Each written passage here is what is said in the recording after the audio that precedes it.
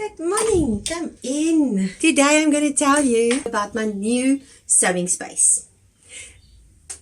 I have a semi-permanent place where I can work and I am so excited. So for those of you who don't know, my name is Katinka. I'm the seamstress at the cottage, and over here we talk about sewing, sometimes knitting, and I do have life adventures where I take you along. And for the last 2 years I have been traveling. But that's a story for another day. Today's story is about this space. I am so thankful to have it. It's 3 by 3 meters, so it's not very big, but it has space for my sewing machines. That's my cover stitch, my overlocker, and my sewing machine. And then over there is my cutting out table and place for my fabrics, and most of my notions are on the shelf. I'm going to show you how I set it up, and then I'm going to give you a final little tour when we're done with the setting up. But overall, I am so thankful. This is not permanent, so there's going to be another video of my sewing space. But for now, this is it. This is the chaos of this room. But for now, all of my patterns and a lot of my sewing stuff is stored over here. And then a lot of the boxes and stuff with fabric is over there. And then this is going to be my sewing room. So let's get going and start unpacking and find a table that I can sew on.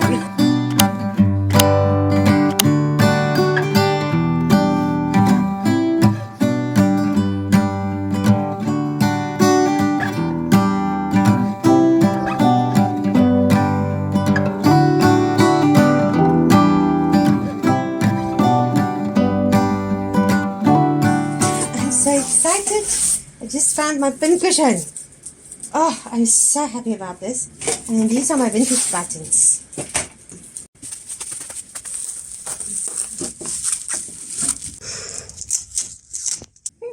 And now I'm going to give you a little time lapse of me folding and packing my fabrics. These fabrics have been in my suitcase for quite some time and traveling all over. And by packing it out and seeing them all together, it gave me such joy and satisfaction. I can't tell you how excited I was to see them all in one place. This is such a blessing. So, before I went overseas, I sold my cover stitch machine to a friend because I didn't see myself using it that much. And then when I got back, she said, you know what, I'm not using it, you can have it. And she gave me back the cover stitch machine. And I love working with it. This one's a bit tricky. It was one of the beginning ones. So it's full of nonsense. Some days it works, some days it doesn't. But I've learned how to get it to work properly. And I can't tell you how excited I am to have it back. It goes round and round in circles, but I'm still on the ground. It's a dizzying day.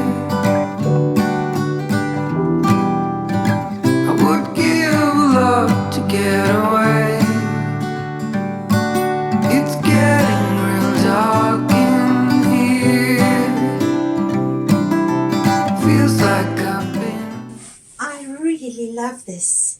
And I'm so happy that there were holes already, because this is prefab and it's quite difficult to drill into. So I've just aligned my screws with the existing holes, and I like that it's framed by the darker color. I'm tempted to put this up, but the paint's still wet, so let's see, maybe I can do it. Ha! I did it! I am so ready to get going.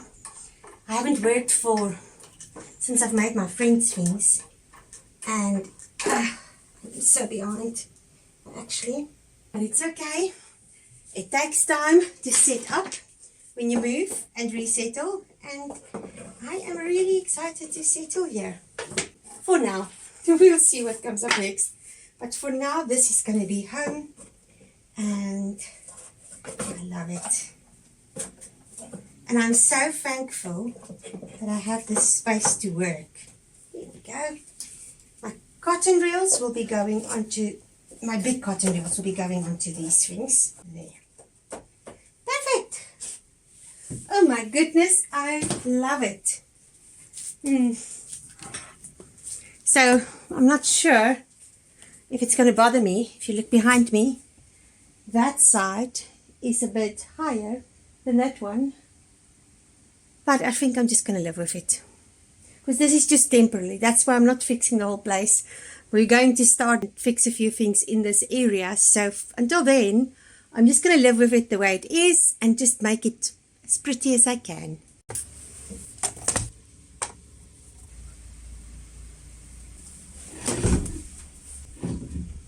I found this rod in the garage. That's Bubbles.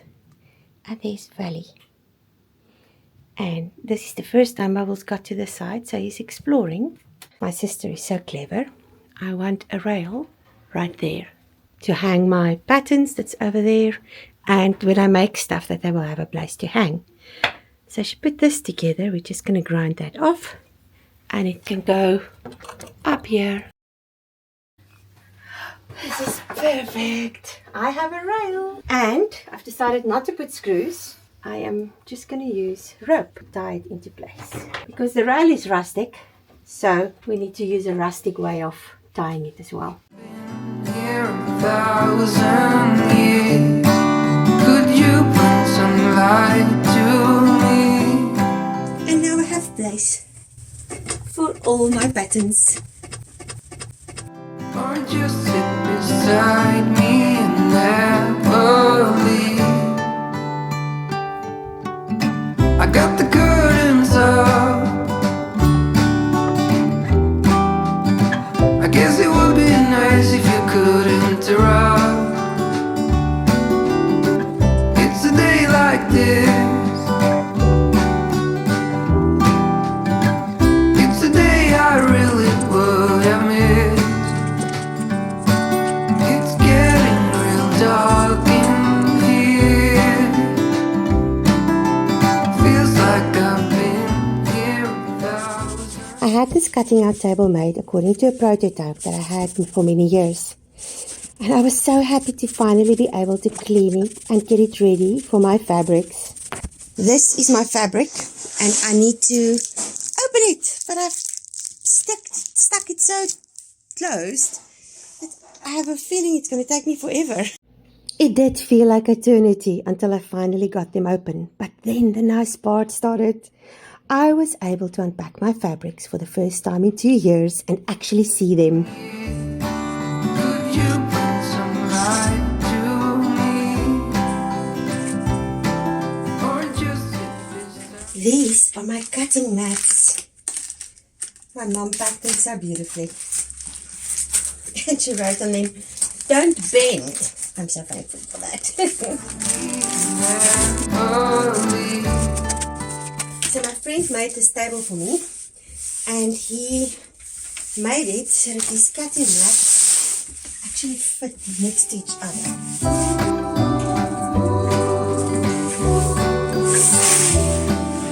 And we also gave it a lip so that they don't fall down when you're working. And I just think it is brilliant.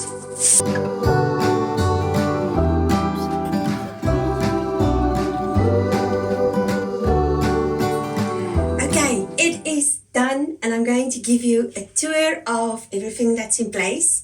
For now, it is not perfect and it's not permanent, but I love how it's functioning and I love the way it looks. I still have some things like that paint. I think I'm going to paint in here sometime in the future or put something up there. And also, of course, these planks on the top is flooring that needs to be installed later on in a future building project. But for now, this is my sewing space. It's not permanent, but I think it's perfect for what it is. So you come into the room and you see that I also have my lights on. My one friend called it happy lights. And yes, they make me happy every time I see them. So this table, it's wobbly when I have the overlocker over there. So I think I'm going to move the overlocker to the side and put the sewing machine in the middle. But it's quite sturdy and it's actually the perfect length and everything. So the next thing that I still need is a little cart that will fit under there that I can put my cottons in. I store my cottons in ice cream containers according to color because I find that works really well for me. And I've measured on the little cards, it should fit like that, 2 in each. Then my big reels of cotton I have over there and over there. These are my floss cotton reels, and then down here is just my normal cotton. And I have some upholstery thread, if I remember right, it's that grey and that green is some upholstery thread. And then I have some more there, the blue and the orange. And then over here, I have my basting spray. I use this sometimes when I have to put 2 layers of fabric together. I have my pincushion, random stuff that still needs to go into that container. That is the container for my excess stuff for my sewing machine over here. And then I found my smocking machine. I'm so excited. I have my watering can over there because I believe in the future I will have some plants in here, just not yet. In here I store my big clips and my small clips. They are quite useful because I can just take it off and use it on my cutting out table. This one is just random junk at the moment, but for the future I'm not sure what I want to store in there, but you never have enough storage. And then this one, I will store my knitting project that I'm knitting on at the moment in there. Down there, speaking of knitting, is some of the projects that I'm working on underneath all the covers for the machine. I usually cover my machines, but I just took it off for this tour. And then this is my rail. It's so sturdy. I can hang things as I work on them. And I like that there's enough space for the longer things. And then my patterns that I've drawn up, a lot of them I want to turn into PDF patterns still, but at least I know where I can see them. And then over here is future work that I still need to do. I haven't sewn anything since I've moved into this room, but at least I have a space where I can hang the orders as they come in, and I might just put more hooks as I need them. Next up is my cutting table. I just adore it. I had a frame that I found underneath one of the houses I lived in at one stage, and it was really at the point where the rust held it together, but I painted it and I used it for almost 3 years, and it worked, and it was the same principle, but it just got to a point where it was literally going to collapse on me. So I had a friend who did metal work, so I sent that frame to them, thinking that maybe they could fix it and I could use that for the new, just put wheels on, but they couldn't. So they built me a new one, added wheels, and put this a level where I could put a shelf so I can store my fabrics.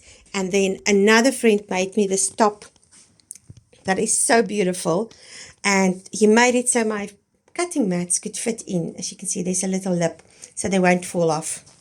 And then other friends, for my birthday 3 years ago, her and her husband made me these little crates that fits in underneath, and I just store like scraps, and that one's got some braid in, and that one's got some batting in. And so this space, and because it's on wheels, I can move it around when I'm cutting out, but it really works for me. And paintings, I've got a few things that I love. This one was done by a friend of mine. I will put a link to their website. Her husband is also an incredible artist. And then Janine Brindley did that one.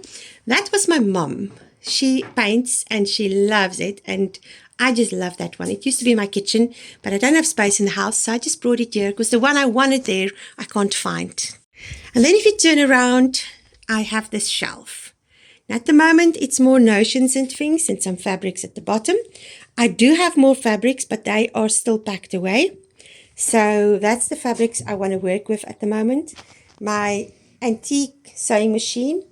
It's not a Singer, it's a German make, and it's from the 1880s, I think, if I remember right. And then I have my antique wool winder that a friend gave me. And this was my granny's sewing box. So I just keep my notions and stuff in there. And then fabric. And these are my knitting pouches. And this is lace, and this is also elastic. And at the moment, I'm storing my patterns in there. It's not all my patterns. I've got about 6 more boxes with patterns in, because with the patterns through the years, I inherited my granny's and my mom's, but then also as people would give up their sewing spaces, they would give me their patterns. and fabrics. And so I ended up with literally a pattern cabinet, the old-fashioned pattern cabinets that used to be in shops full of patterns. I sold more than half of them and gave another half away. That means it's free, a third. So I sold a third for like R5 a pattern. I gave a third away, and I still have a third in about 6 boxes. But I keep the ones that I know I will use, because I use the patterns as a basic when I work on a project. So if I have an order, because I know my patterns, they're all in here, and I would go and find one that will kind of give me the base, and then I adapt that to make whatever I need to make for that order. And then up here is my bobbin winder. It's according to the American voltage, and I made the mistake of just getting an adapter, not a current converter. And I blew up the little charger for it, but it does work with batteries. I just need to get some batteries because I actually love using it. And then this is just a box with some vintage patterns in it. And up there is some more braid. And now we get to this wall. My mirror, the friend who made the top for my cutting out table also made me this mirror, and I just think it is so beautiful. And I don't know who she is. I found her in an antique shop, and I think she's just gorgeous. So she's got a special place in my room. And then over here is a vintage pair of scissors that my aunt gave me. And this vintage lace doily was from my granny, if I remember right. And I just think it's so pretty. And that was the name of my shop when I still had my little, I had a shop at my house, and also I did markets, and I used to have that up. And this is a print that a very good artist friend of mine made. She actually did it with where you cut it out and then you print it yourself. Her name is Eleanor Setterfield, and her work is unbelievable. And then this was done by finally a farm girl on Instagram. And that is my room. So I want to thank you for coming along and checking out where I'm going to be sewing in the future.